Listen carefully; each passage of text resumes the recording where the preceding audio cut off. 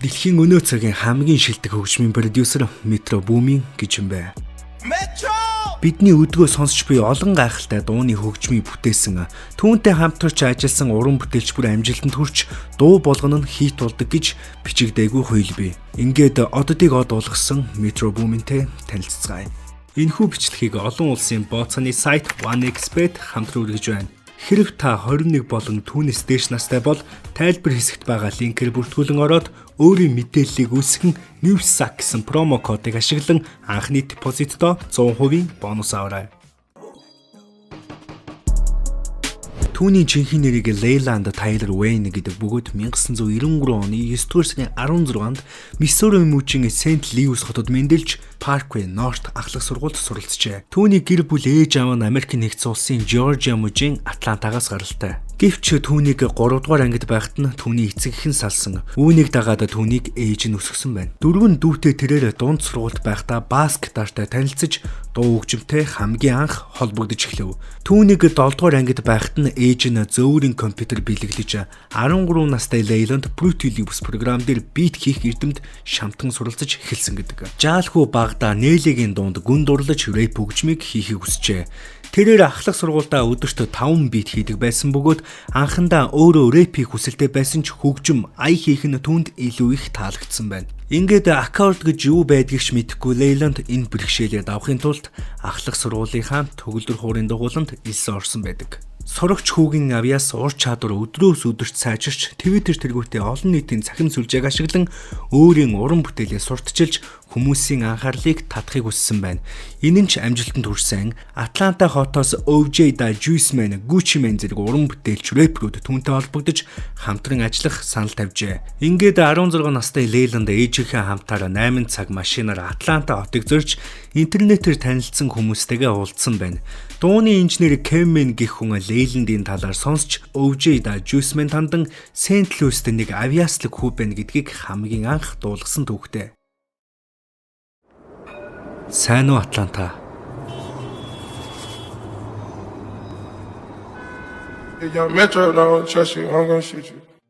Ахлах сургуулаа төгссөний дараа Leyland эргэж буцалтгүй Атланта хот руу нүүхийг шийдэж тус хотын Morehouse коллежийн бизнесийн менежментийн ангид суралцж эхлэв. Түүний хувьд анх хийсэн хөгжим аяа $100-аас $200 зардаг байсан ч ихэнх тохиолдолд үнэгүй өгчөгдөг байжээ. Leyland би зүгээр л өөрийнхөө хийсэн рэпийг хүмүүст сонсгохыг хүссэн. Энэ л миний хүссэн зүйл гэж хэлж байсан. Одоо бол түүнтэй хамтрах доод ханш нь $75,000-аас $150,000 эхэлж нийт хөрөнгө нь $8 сая хүрч байна. Сонирхол хүсэл нь тодорхой болсон түүний хувьд цаг заваад дэмий зүйлд гарцдахыг хүссэнгүй. Удалгүй коллеж хайж хөгжим ая хийхэд бүхий л анхаарлаа зориулах болсон байна. Коллежийн эхний жилдээ Leyland Future болон Lil Wayne нартай хамтарч Cardi Chop хэмээх дуу гаргаж энэ дуу нь хит болсон гинэ. Хитүүдийг үйлдвэрлэгч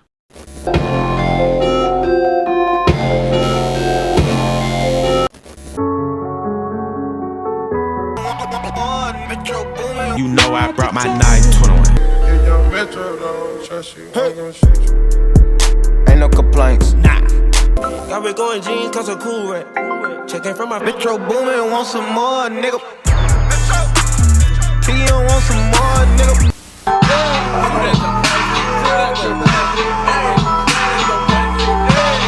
Money longer than the freeway. I'm in the foreign car and I'm speeding. Jumpin', them boys up to something. Metro Boomin, want some more, nigga. Shooters undercover, 100 bodies. I'm about to make beats all day. Fuck up your attitude, fuck all the gratitude. All my bitch magical, all this shit magical.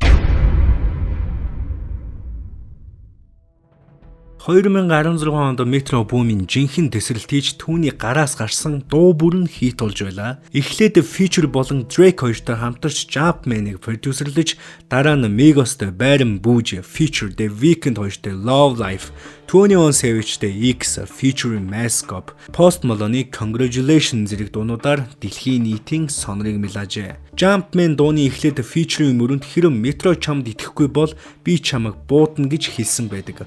Үүнээс харахад л Metro үнэхээр оддын хайртай хөгжмийн продюсер аль хэдийн болсон байлаа. 2009 онд New York Times-ийн зүгээс Атланта хотыг орчин цагийн хип-хоп хөгжмийн нийслэл хэмээн тодорхойлж, ирээдүйд жинхэнэ хип-хоп хөгжмийн хийтүүд тэндээс ихшиглэнэ гэж бичиж байв. Тэгвэл тус үүсэлт Metro Boomin голлох үүрэг гүйцэтгэж, үүрийн гэгээнээс үчийн бүрүү хүртэл дуу хөгжим хийхэд бүхий л цаг заваад зориулсаар ирсэн байна. 2016 оноос хойш түүний дэлхийн хэмжээний хөгжмийн карьер нь идэлж, бүхий л зүйлс гайхалтай сайхан байв. Гэхдээ түүний ээж 2022 онд хамтран амьдрагч залуугийнхаа гарт амиа алджээ. Уг харамсалтай хэргийн дараа Metro Boomin өөрийн Instagram хаягн дээр ээж минь энэ хорвоо дээрх миний хамгийн сайн найз байсан. Одоо ч хэвээр байгаа бөгөөд намайг үнэхээр таньдаг хэн бүхэн намайг амьдралынхаа туршид үргэлж ээжийн хүү байсаар ирсэн гэдгийг мэддэг. Энэ бол ерөөсөө бодит амьдрал шиг санагдахгүй байна. Энэ нь хизээж дуустдаггүй. Сэрэх болгонд дахин эхэлдэг хар дарсан зүүч шиг байна. Миний сэтгэл үргэлж шатаж, эргэн тойрондох бүх зүйлс байнга шатаж байгаа юм шиг ийм аимшигтай надад санагдж байна. Metro Boomin ээжигээ эмгэнэлтэйгээр нас барсны улмаас олон нийтийн өмнө гашуудж буй анхны тохиолдол нь энэ биш байлаа.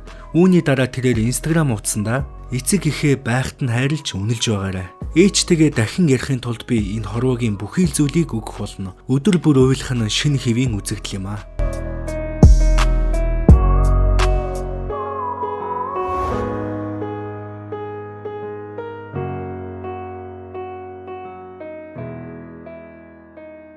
Хүн Аалз ба Metro Boomin бүтээсэн дуу бүрнө Billboard-ийн шилдэг 100-аас буухгүй болчихсон Metro Boomin хөшигний араас гарч гол тайзан дээр өөрийн дүрээр гарч ирэхийг хүссэн байна.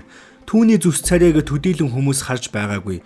Хэн гэдгийг нь мэдэхгүй хүмүүс олон байсан ч бүтээсэн дууг нь сонсох хүмүүс сая-саяараа байсан юм аа. Улмаар Хүн Аалз хүүхэлдэйн киноны зохиолчд болох Phil Lord, Christopher Miller нар Metroтой уулзаж Spider-Man Across the Spider-Verse киноны ая хөгжмийг даатгажээ. Metro ч Swiley, Future, 21 Savage, 2 Chainz, Offset зэрэг уран бүтээлчтэй хамтран гайхалтай дуунуудыг араас нь бүтээсэн байна. Орчин үеийн залуус түүнийг өмнөх хийдүүдээр нь бус Хүн Аалзын хөгжимчин гэдгээр нь мэдэх болвоо.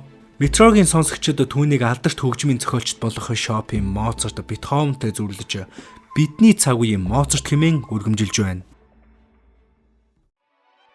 Metro Boomin рэпер мөн үү? Тийм ээ, Metro Boomin бол рэпер. Тэрээр продюсер, дуу зохиогч, DJ гэдгээр алдартай рэп урлагт хүл тавьсан нэгэн. Тэрээр рэперийн хуваар 2 цомог гаргасан хөгжмийн бизнест олон талт байдгийг харуулсан юм а. Гэсэн хэдий ч түүний гол анхаарал хандуулж хүлээн зөвшөөрөгдсөн хип-хоп, трап хөгжмийн төрөлд ихээхэн нөлөөлсөн продакшны ажлаас үүдэлтэй.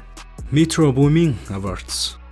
Тэрээр 2016-2017 онд BMI R&B Hip-Hop Awards-ийн оны шилдэг продюсер гэх нэр хүндтэй шагналыг хүртэж өөрийн гайхалтай авьяас чадвар хөгжмийн ертөнцид нөлөө үзүүлсэн гэдгийг харуулсан. Түүний ур чадвараа бүтээлч байдлыг салбарынх нь удаа дараа хүлээн зөвшөөрсөн байдаг. Сүүлийн үед тэрээр 2023 оны Grammy шагнал гардуулах ёслолын үеэр оны шилдэг цомогт нэр дэвшсэн хөгжмийн хамгийн нөлөө бүхий продюсеруудын нэг болох Байр Сууриа баталгаажуулсан юм а. Дүгнэлт. Сүүлийн 10 гаруй жилийн хугацаанд Metro Boomin асар их нэр хүндтэй болсон. Тэр бол ямар ч хуучны өнгөрсөн баларсан үеийн хөгжмийн продюсер биш бөгөөд яг одоо цагт ажиллаж байгаа шилдэг хөгжмийн продюсеруудын нэг яах аргагүй мөн. Түүний дуу бичих хөгжмийн найруулга хийх чадвар нь үнэхээр гайхалтай. Хөгжмийн урлагийн томоохон нэр хүндтэй хүмүүс түүнтэй хамтран ажилладаг бөгөөд бүгд түүнд итгэж түүнийг биширдэг.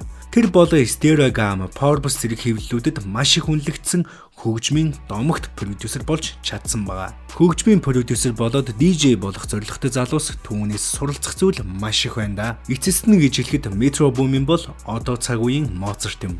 Миний энэ удаагийн бичлэг үгээр өндөрлөж байна. Дараа 7 хоногт feature гэж хэмбэ булангаар уулзцгаая. Subscribe дарахаа бүү мартаарай. Sakaut баяртай үзэгчтэй.